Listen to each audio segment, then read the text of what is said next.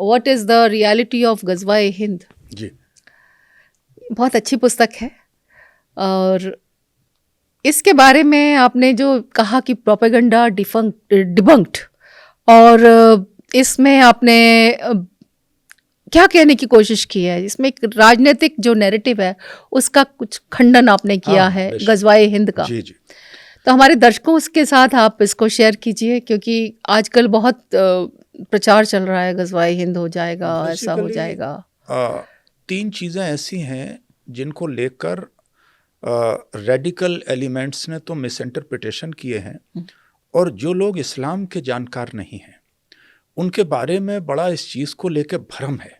جی. اگر آپ کے سامنے کوئی آ کر یہ کہے کہ 100 سال بعد بھی کوئی ایسی جنگ ہوگی جس میں آپ کی جنریشن یا آپ کی کمیونٹی کو یا آپ کے مذہب کو ختم کر دیا جائے گا، تو آپ کو آج ہی سے اس انسان سے نفرت ہونے لگے گی، اور آپ اس کے اگینسٹ ایک پریپریشن کرنے لگیں گے.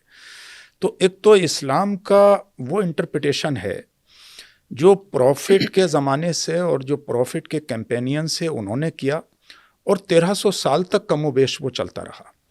اس کو پہلی بار مس انٹرپریٹ کیا یزید اور یزید کے انوائیوں نے، جو یزید کے ساتھی تھے، جنہوں نے امام حسین کے نواسے، امام حسین کا، حضور کے نواسے کا کربلا میں قتل کر دیا تھا ان کے پورے پریوار کے ساتھ. تو پھر انہوں نے بہت ساری چیزیں فیک نریشن اسلامک تاریخ میں اور اسلامی کتابوں میں ڈالے اپنے عمل کو صحیح ثابت کرنے کے لیے، یا اپنی حکومت کو اسلامی حکومت ثابت کرنے کے لیے. تو چونکہ پروفٹ کی ایک کلیئر حدیث ہے کہ میرے بعد اسلامک گورنمنٹ 30 سال تک ہی رہے گی اور پھر مونارکی آ جائے گی، تو یزید نے مونارکی کو اسٹیبلش کیا کربلا میں حسین کے قتل کے بعد. اور حضور کے انتقال کے بعد، پروفٹ کی ڈیتھ کے بعد، جو خلفائے راشدین کی حکومت ہے، یعنی وہ 30 سال تک کی حکومت رہی، وہ اسلامک حکومت ہے، آئیڈیل حکومت. اس میں نہ تو غزوہ ہند کی حدیث ہے، اس میں نہ تو جہاد کا یہ انٹرپریٹیشن ہے کہ غیر مسلموں کو قتل کر دو، اس میں نہ تو امہ و نیشن کا تصور یہ ہے کہ آپ جو ہے وہ صرف امہ کا کنسیپٹ جو ہے وہ مسلم کا ہے. اس لیے کہ پروفٹ کے نزدیک جو امہ کا کنسیپٹ ہے وہ مدینے میں رہنے والا ایوری ویکتی اس میں سٹیزن مدینہ کا انکلوڈیڈ تھا مدینہ چارٹر میں، چاہے وہ جوئش تھا، چاہے وہ کرسچن تھا، چاہے وہ مسلم تھا، ایون اس وقت کچھ لوگ نان بلیور بھی تھے. جی ٹھیک ہے. تو ان سارے لوگوں کے بیچ یہ کانسٹیٹیوشن، یہ ایگریمنٹ تھا کہ کوئی کسی کے مذہب کو برا نہیں کہے گا، کسی کی جان مال کو، پراپرٹی کو نقصان نہیں پہنچائے گا، آپس میں لڑے گا نہیں، اور اگر کوئی ایک دوسرے سے کوئی شکایت ہے تو اس مسئلے کو سپریم ان کمانڈ کے پاس لے کے جائیں گے، اس کا فیصلہ ڈیموکریٹک طریقے سے کیا جائے گا.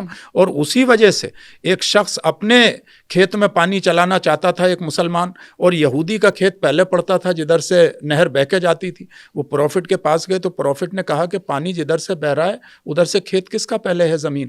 تو یہودی نے کہا کہ میرا. تو کہا کہ پہلے رائٹ تمہارا ہے، پہلے تم پانی اپنے کھیت میں چلاؤ گے، بعد میں یہ چلائے گا. اس مسلمان نے باہر آ کے کہا کہ میں یہ فیصلہ نہیں مانوں گا، چلو حضرت عمر کے پاس چلو. عمر کے پاس گئے تو اس یہودی نے کہا یہ فیصلہ پروفٹ نے میرے حق میں کر دیا ہے. تو عمر بولے کہ جو پروفٹ کا فیصلہ نہیں مانے گا اس کا فیصلہ میری تلوار کرے گی.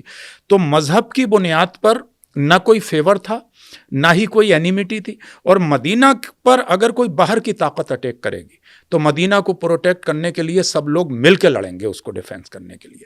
اس لیے Islam has never permitted any kind of offensive war except defensive war. جتنی بھی اسلامک وار ہوئی ہیں اس میں اللہ کے رسول نے ڈیفینس کیا ہے. اب رہی بات جو غزوہ کی، تو غزوہ صرف اس جنگ کو کہا جاتا ہے، یہ ایک ٹرمینالوجی ہے اسلامک، اس جنگ کو کہا جاتا ہے جس میں اسلامک آرمی کو ہمسیلف پروفٹ نے لیڈ کیا ہو. اب جب پروفٹ ظاہری صورت میں نہیں ہے تو کوئی بھی فیوچرسٹک جنگ غزوہ ہو ہی نہیں سکتی. اور جس کو آپ کے کمپینینز نے لیڈ کیا، پروفٹ نے لیڈ نہیں کیا اپنی زندگی میں، ان جنگوں کو شرائع کہتے ہیں. انفارچونیٹ یہ رہا کہ ہمارے علماء نے اس پر کام نہیں کیا، خاموشی اختیار کی. چونکہ جو 6 حدیث کی صحیح کتابیں ہیں उन 6 में सबसे सही किताब बुखारी और मुस्लिम है, उन 6 के अंदर भी, उसमें ये हदीस नहीं है। उन 6 हदीस की किताबों में सिहाह सित्ता में जितनी सही हदीसें हैं उसे मिशकात शरीफ में लिया गया है, उसमें ये हदीस नहीं है। जितने भी मुस्लिम हुक्मरान रहे हिंदुस्तान में, किसी ने ग़ज़वा हिंद की हदीस का ये 800 साल तक किसी सूफ़ी, किसी स्कॉलर ने शेख अब्दुल हक मुहद्दिस देलवी से लेके और शाह अब्दुल अजीज़ मुहद्दिस देलवी तक जिक्र नहीं किया। देवबंद, बरेली, नदवा, जितने भी हमारे बड़े इदारे हैं या सकाफ़त सुन्निया केरला, वो तमाम जो है वो उसको सही नहीं मानते। तो एक निसाई में और मुस्नद अहमद इब्न हंबल में वो हदीस ग़ज़वा हिंद के बारे में है।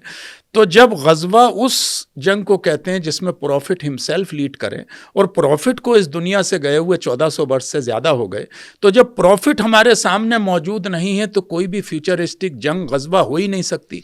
इसको चूँकि बांग्लादेश बनने के बाद जब पाकिस्तान डिफीट खा गया, तो वहाँ जो जनरल ज़ियाउल हक ने जो ये तालिबान और जितने रेडिकल एलिमेंट्स पैदा किए, और वहाँ के एक प्रीचर भी थे डॉक्टर असरार, इन सब लोगों ने, क्योंकि इनके पास सिर्फ वेपनाइज करने के लिए मजहब था कि उसको वेपनाइज किया जाए, आज़ाद कश्मीर के नाम पे, कश्मीर की आज़ादी के नाम पे, हिंदुस्तान में जो है वो टेररिस्ट भेजने के नाम पे, टेररिज्म को बढ़ाने के नाम पे। तब जब इंसान कमज़ोर हो जाता है, उसके पास कोई ऑथेंटिक दलाइल नहीं रहते, तो फिर इंसान मजहब का सहारा लेता है, मजहब को ख़तरे में डाल देता है। तो वही काम जो टाइम टू टाइम सियासतदान करते हैं अपने एमएलए और एमपी बनने के लिए, कभी कभी वही काम जो है वो पाकिस्तान ने ऑर्गेनाइज तरीके से, वहाँ की एजेंसीज़ ने, वहाँ के कुछ स्कॉलर्स ने जो रेडिकलिज्म में बिलीव करते हैं, यानी वो लोग जो उस नरेशन को आगे बढ़ाना चाहते हैं जो कभी वहाबी स्कूल ऑफ थॉट के ज़रिए बढ़ाया गया, कभी मौलाना मौदूदी के ज़रिए इंटरप्रेट किया गया जमात इस्लामी के, कभी मुस्लिम ब्रदरहुड के सैयद कुतुब जो इजिप्ट के थे उनके ज़रिए इंटरप्रेट किया गया। और ये जो इंटरप्रिटेशन है 19 और 20वीं सदी में इस्लाम के, उसमें बहुत सारे लोगों ने रेडिकल इंटरप्रिटेशन किए हैं